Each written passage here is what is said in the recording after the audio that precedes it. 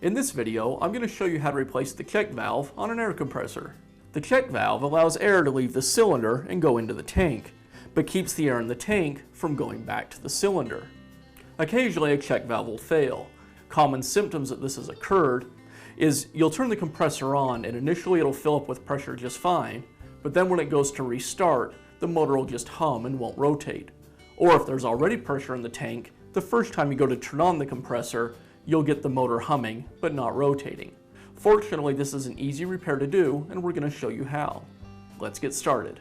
Before we remove any parts, we want to drain the air out of the tank, because some of these parts are under pressure.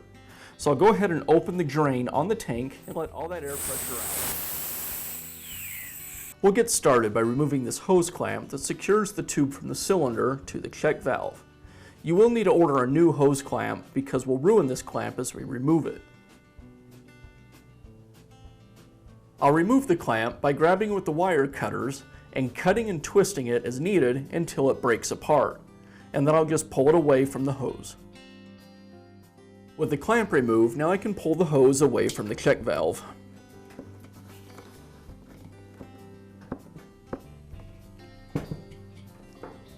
Now I'll use a socket wrench to remove the check valve from the tank.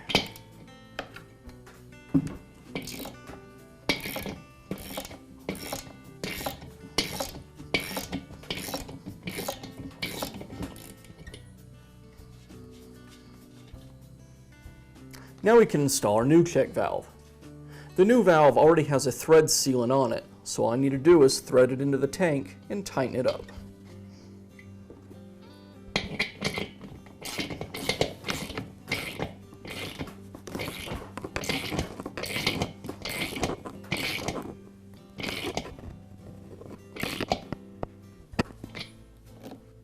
Now I'll just slide my new hose clamp over the hose and then reattach the hose to the check valve.